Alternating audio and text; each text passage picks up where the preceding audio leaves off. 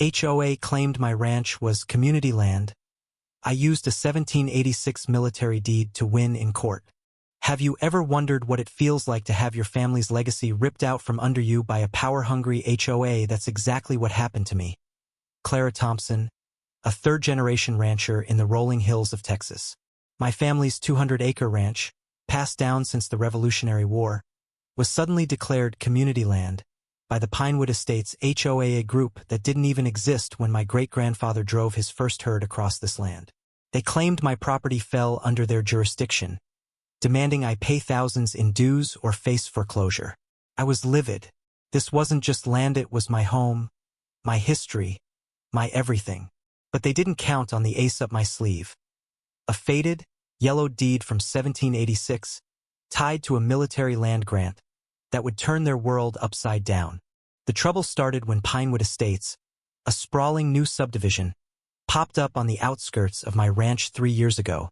At first, they seemed harmless cookie-cutter houses, manicured lawns, and a glossy HOA handbook preaching community standards. I ignored them. My ranch, with its weathered barn and sprawling pastures, predated their gated utopia by centuries. But last spring, I got a letter from the HOA president, Karen Wentworth, a woman with a smile as fake as her spray tan. It claimed my land was annexed into their association based on a vague county plat map from the 1990s. They demanded $12,000 in backdated dues, plus monthly fees for shared amenities I'd never used, like their pool or tennis courts. Non-payment, the letter warned, would lead to a lien and foreclosure. My blood boiled. Annexed? My land? The same land my ancestor, Captain Ezekiel Thompson, earned for fighting in the Revolution? I wasn't about to let some clipboard-wielding bureaucrat steal it. I called Karen to set her straight. There's been a mistake, I said, trying to keep my voice steady. My ranch isn't part of your HOA, it's been in my family since before Texas was a state. Karen's voice dripped with condescension. Oh, Clara, I understand you're attached to your little farm, but the records are clear. Your property is within Pinewood's boundaries. You're legally obligated to comply. She went on about community aesthetics and how my barn's peeling paint was lowering property values. I hung up, shaking. This wasn't just about money, it was personal. They wanted to erase my family's legacy to enforce their sterile vision of suburbia. I wasn't going to roll over. I dug through my grandfather's old trunk, where we kept family documents. Among yellowed letters and grainy photos was the 1786 military deed, granted to Ezekiel Thompson by the Continental Congress for his service. It described 200 acres in precise, elegant script, tied to a land grant that predated modern property laws. I knew it was significant, but I needed help. Enter Tom Delgado, a grizzled real estate attorney I'd met at a cattle auction years ago. Tom was a wild card, part cowboy, part legal shark who hated HOAs as much as I did. When I showed him the deed, his eyes lit up. Clara, this is dynamite. This grant could preempt any modern claim. Let's take these vultures to court. The legal battle kicked off in the Parker County District Court, and it was a spectacle. Karen and the HOA's lawyer, a slick city type named Bradley, strutted in with a stack of document splats, covenants, and a smug certainty they'd win. Bradley argued that a 1995 county plat map, drawn up when developers first eyed the area, included my ranch in Pinewood's boundaries. He cited the HOA's covenants, conditions, and restrictions, CC and RS, claiming they had the power to enforce dues and liens. The law is clear, he said, smirking.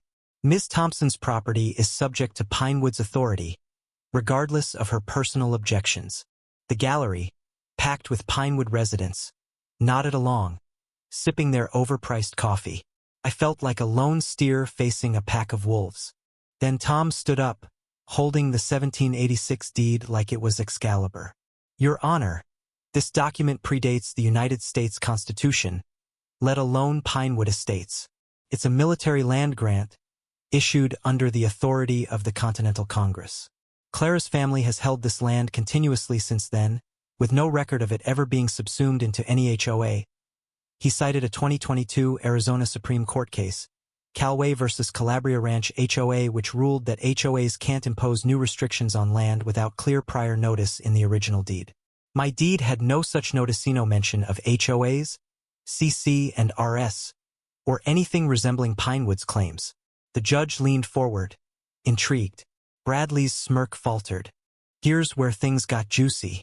A surprise witness emerged. Mrs. Evelyn Carter, an 80-year-old former county clerk who'd worked the records office in the 1990s. Tom had tracked her down after a tip from a local historian. Evelyn shuffled to the stand, her voice quivering but firm. She testified that the 1995 plat map was riddled with errors, drawn up hastily by a developer with no regard for historic boundaries.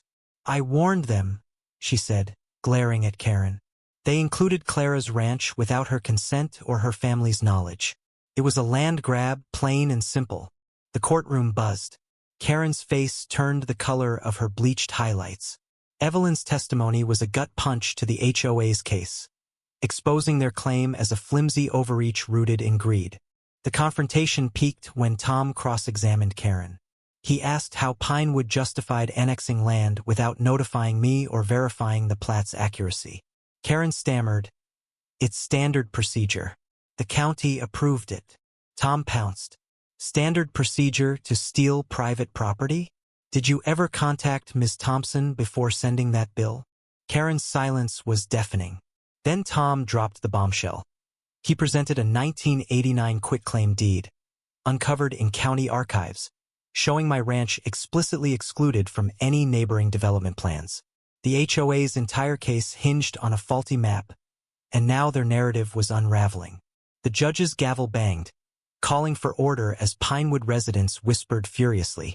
Karen's empire crumbled in the final days of the trial. The judge ruled that the 1786 military deed held precedence, as it established my family's title before modern HOA laws existed.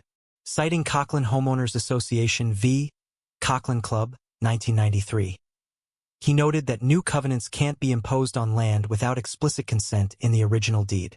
The 1995 plat map was deemed invalid for my property, thanks to Evelyn's testimony and the quitclaim deed. The HOA's lien was struck down, and they were ordered to pay my legal fees $45,000, a bitter pill for Karen to swallow. As we left the courtroom, I overheard her muttering to Bradley about appealing. Tom just grinned. Let her try.